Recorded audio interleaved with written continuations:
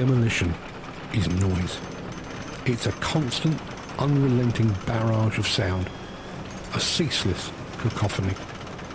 The screech of steel tracks on rock and concrete, the repetitive thud of a hydraulic breaker, the grind of a pulverizer against concrete, that satisfying ting of a shear cutting through steel, and the low-frequency rumble of diesel engines hard at work. On the afternoon of the 23rd of February 2016, all of those sounds could be heard coming from the Didcot A Power Station. To the workers on site, those sounds were familiar, comforting even. They were the sound of a typical day at the office. Even local residents had grown accustomed to the background noise of demolition. But suddenly, something changed. Those familiar sounds were drowned out by something far, far louder. And then there was something even more ominous. Something that has no place on a working demolition site. Silence.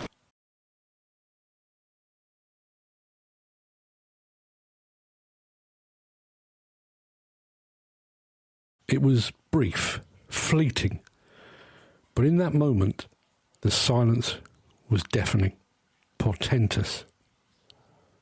The silence was soon replaced by the shouts of men who had just seen part of the boiler house collapse onto their fellow workers. Soon, their anguished cries would be drowned out by sirens.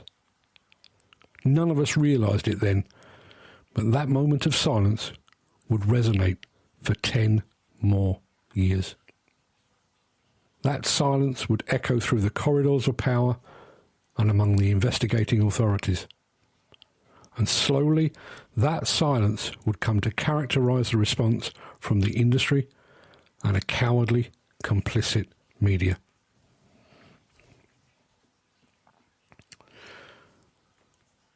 We mark the passing of those we have known and lost with a minute of silence. We do so out of respect. But that's not the case at Didcot. When a minute's silence becomes 10 years of silence, it's no longer respect, it's disrespect. Disrespect from those we've entrusted to ensure that this never happens again. Disrespect to the memory of those 4 men, and perhaps, worst of all, disrespect to the bereaved families left behind.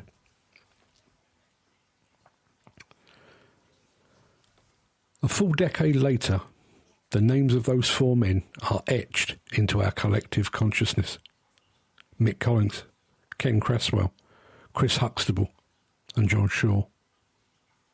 Yet over the past decade, the association of those names has undergone a change in meaning. Initially, they were 4 more names on Demolition's roster of the fallen. But now, those names stand alone. They're no longer just the men who fell. They're the men who have been failed. Failed by investigating authorities that were out of their depth from day one, but refused to admit it. Failed by consecutive governments and MPs. Failed by a world that keeps a league table of those killed at work. Failed by an industry that seemingly took a vow of silence and failed to hold the HSE's feet to the fire.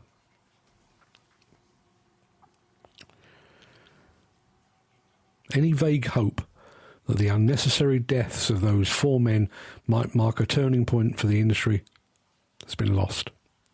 It's been dashed on the rocks of inaction. Instead, those names will live on as a constant reminder of our failure to care for our own.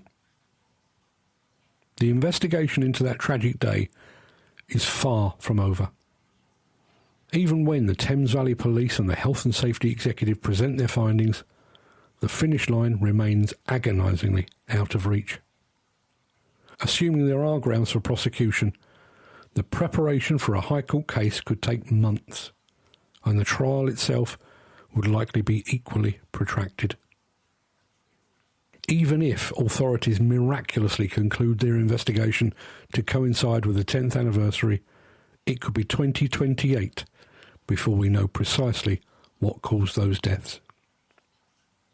But that should be no excuse for further inaction from the demolition industry.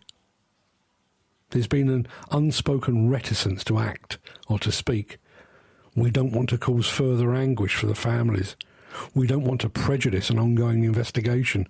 We don't want to embarrass a fellow contractor. All of those things, to varying degrees, are precisely why we're still waiting for answers 10 years later.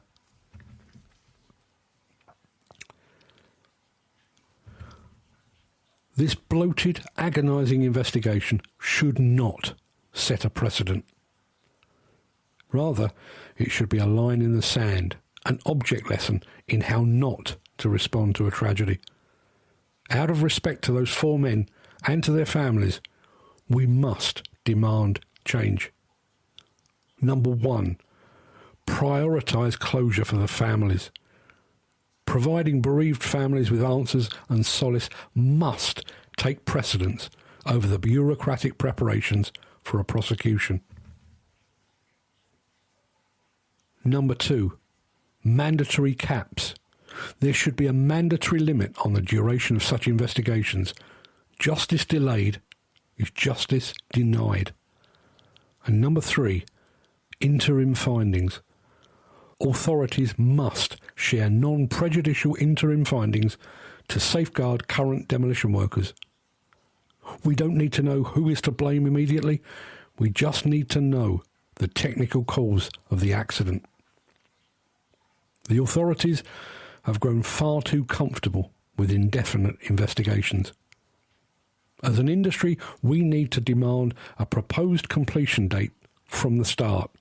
And if that date is to be exceeded, we need to know why. None of this will be volunteered. If Didcot has proved anything, it's that a demolition accident is an emergency only for the first few hours.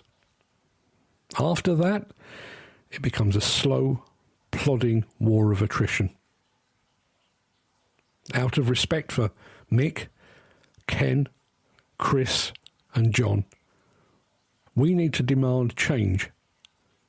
We need to demand change loudly and persistently. We need to do what demolition does best. We need to make some noise.